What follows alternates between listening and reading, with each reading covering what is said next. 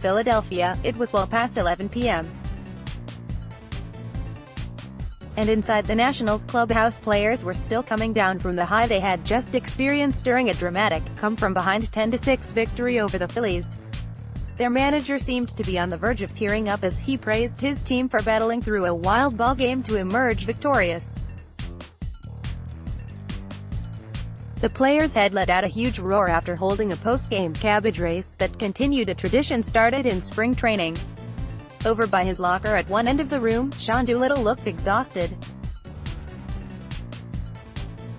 A good kind of exhausted, but not the kind of exhausted you expect after a game played on April 9th.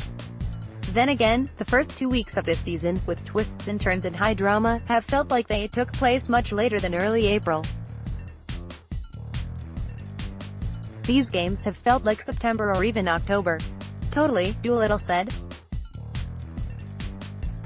The number of close games we've played in already, maybe because they're division games, but I think we're seeing how evenly matched these teams are in the NL East and what kind of summer it's going to be.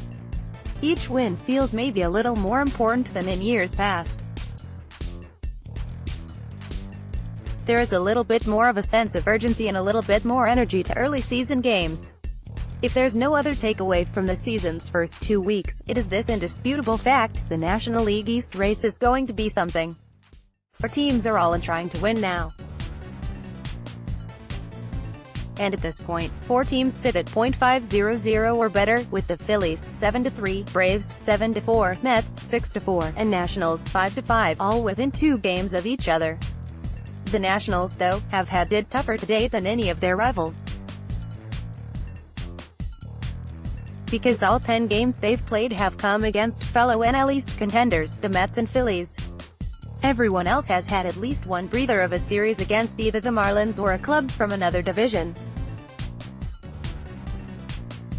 And that has created extra tension and drama for the Nationals, who have played nothing but high-stress games so far in 2019. Coming here and playing the games like this, it's fun. It's a lot of fun, manager Davey Martinez said.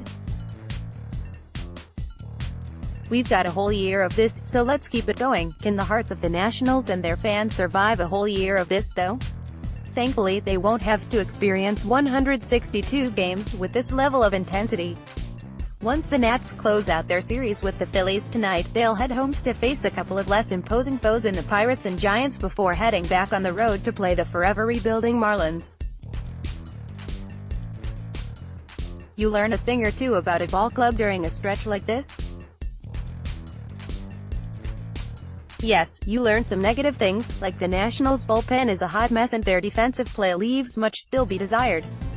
But you also learn some positive things, like this team's resiliency even when things haven't gone according to plan. Within the 10 games they've played so far, the Nationals already have twice won in walk-off fashion in the bottom of the 9th, rallied to take a lead in the bottom of the 8th, trailed by 2 runs late and advanced the tying run to scoring position in the 9th inning, trailed by 5 runs late and advanced the tying run to scoring position in the 9th inning, trailed by 5 runs late and come back to win. We are all in this together, said Steven Strasburg, who needed his bullpen to churn out 6 scoreless innings Tuesday after he lasted only 4. When one guy doesn't get the job done, there's another guy that's going to step up and pick up the slack, and I think that's what good teams need to have. Good teams also need selflessness from the entire roster. And that was on display Tuesday night as well, with Joe Ross, Matt Grace and Doolittle all pitching multiple innings in relief.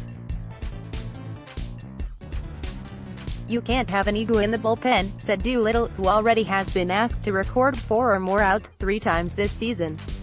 At the end of the day, we're a group. We're only as good as the sum of our parts. Whatever you're called on to do that day, you've got to be willing to do it for the boys. This is what it may take for the Nationals to navigate their way through the minefield that is the NL East in 2019. They've made it through their first 10 games with a .500 record despite all manner of catastrophe trying to get in the way. Along the way, they may have learned something about themselves. The team looks amazing, Juan Soto said. Right now, everybody fights. Go out and have fun. That's one of the most important things. You go out and have fun, and that's a good thing.